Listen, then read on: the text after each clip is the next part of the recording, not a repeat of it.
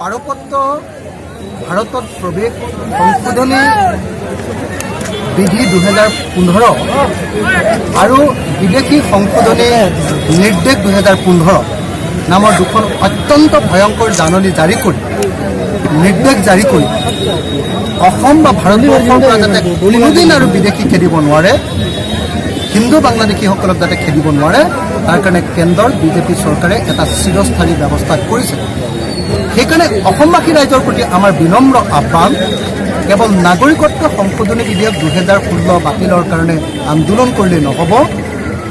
7 ছেপ্টেম্বৰ 2015 এই দুখন জাননী আৰু নিৰ্দেশ বাতিল কৰাৰ লগতে অসমীয়া জাতিৰ স্বতন্ত্ৰ ৰক্ষা কৰিবৰ কাৰণে আমি এটা নিৰ্দিষ্ট ব্যৱস্থা কৰিব লাগিব। আৰু সেইবাবেই আমি অসমৰ হৈ অসমবাসী ৰাইজৰ হৈ আমি বাৰম্বাৰ কৈ আছোঁ যে অসমক যদি বচাব লাগে তেতিয়াহ'লে কাশ্মীৰৰ নিচিনা 370 অনুচ্ছেদৰ অধীনত বিশেষ ৰাজ্যৰ মৰ্যাদা দিব লাগে।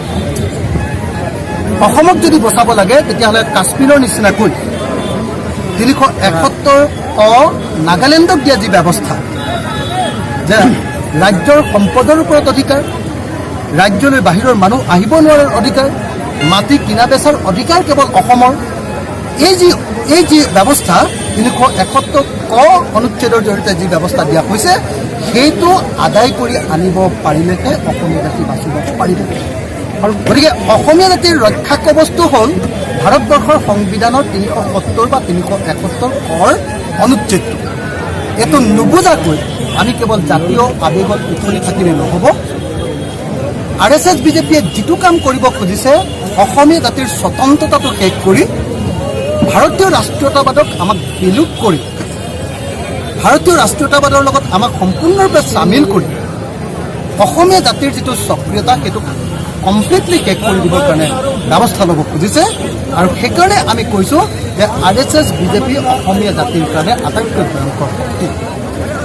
আমি আশা কৰিছোঁ যে অসমবাসী ৰাইজে নাগৰিকত্ব সংশোধনী বিধেয়ক বাতিল কৰাৰ লগতে দুখন জাননী আৰু নিৰ্দেশ বাতিল কৰিব আৰু লগতে অসমৰ বাবে বিশেষ ৰক্ষা কৱচ ভাৰতবৰ্ষৰ সংবিধানৰ 370 বা 371 অনুচ্ছেদ কাঢ়ি আনিবলৈ সক্ষম হ'ব।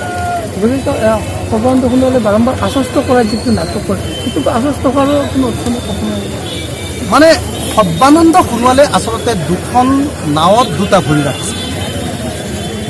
এটা ভৰি আছে তেওঁ নাগপুৰ আৰু দিল্লীত, আৰু আনটো ভৰি দিব খুজিছে অসমত। কিন্তু দুৰ্ভাগ্যৰ কথা যে তেওঁৰ ভৰিখন নাগপুৰত এতিয়া শক্তিশালী হৈ গৈ আছে আৰু অসমীয়া জাতিৰ ওচৰত থকা তেওঁৰ যিখন ভৰি সেইখনৰ পৰা আঁতৰি তেওঁ গুচি গৈ আছে।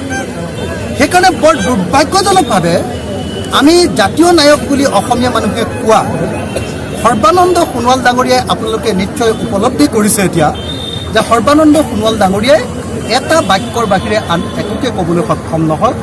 অসমীয়া জাতিৰ মই কোনো ক্ষতি নকৰোঁ সেই শব্দটোৰ বাহিৰে আন একোকে ক'ব নোৱাৰে, কাৰণ তেওঁ জানে ইতিমধ্যে RSS আৰু বিজেপিয়ে অসমীয়া জাতিৰ ভীষণ ক্ষতি কৰিলে, অসমীয়া জাতিক শেষ কৰিবৰ কাৰণে নিশেষ কৰিবৰ কাৰণে ব্লুপ্ৰিণ্ট ৰচনা কৰিলে আৰু অসমীয়া জাতিক ধ্বংস কৰিবৰ কাৰণে বিশেষ ৰাজ্যৰ মৰ্যাদা কৰ্তন কৰি দিলে, উত্তৰ পূৰ্বাঞ্চলৰ বিশেষ ঔদ্যোগিক নীতি ধ্বংস কৰি দিলে, অসমৰ কাৰণে বিশেষ যিবিলাক পুঁজি আহিছিলে সেইবিলাক এটা এটাকৈ বন্ধ কৰি দিলে, অসমৰ কাৰণে যি সমবায় বিভাগৰ জৰিয়তে আপোনালোকে জানে আমাৰ কোঅপাৰেটিভ ছ'চাইটিৰ জৰিয়তে যি শ্ৰেণী আহিছিলে সেইটো সম্পূৰ্ণৰূপে নাইকিয়া কৰি কেৰাচিন তেলৰ যিটো আবণ্টন সেইটো আধা কৰি দিলে।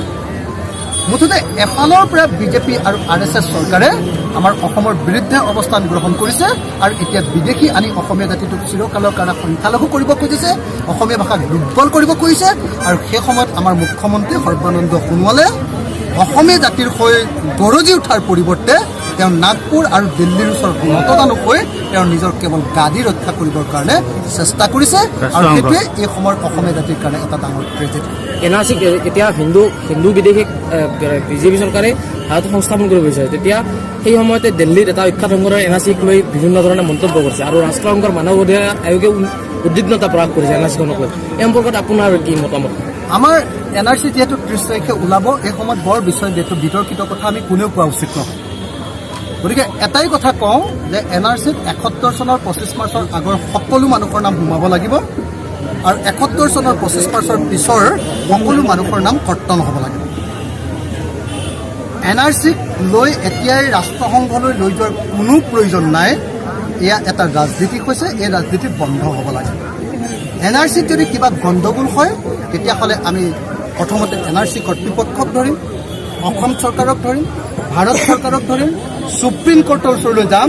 কিন্তু এতিয়াই আন্তঃৰাষ্ট্ৰীয় মঞ্চলৈ নি আমাৰ NRCৰ যিটো সদিচ্ছা সেইটোক নাইকিয়া কৰি দিয়াটো অত্যন্ত বেয়া কথা কৈছে। আমাৰ কথাটো স্পষ্ট, NRCত হিন্দু বা মুছলমান কোনো বিদেশীৰে নাম সোমাব নোৱাৰিব। আৰু NRCত যিবিলাক মানুহৰ নাম কৰ্তন যাব, সৰ্বশেষত সকলোকে সুবিধা দিব লাগিব। যিমানখিনিৰ নাম ভুৱাকৈ কৰ্তন গৈছে সেইবিলাকৰ নাম আকৌ সোমাবলৈ দিব লাগিব। যিবিলাকৰ নাম ভুৱাকৈ সোমাইছে সেইবিলাকৰ নাম কৰ্তন কৰিব লাগিব। আৰু যথেষ্ট সময় দিয়াৰ পাছত সৰ্বশেষত যিবিলাক বিদেশী বুলি প্ৰমাণিত হ'ব, হিন্দুৱে হওক মুছলমানে হওক, তেওঁলোকক বাংলাদেশলৈ আমি ঘূৰাই পঠিয়াব লাগিব।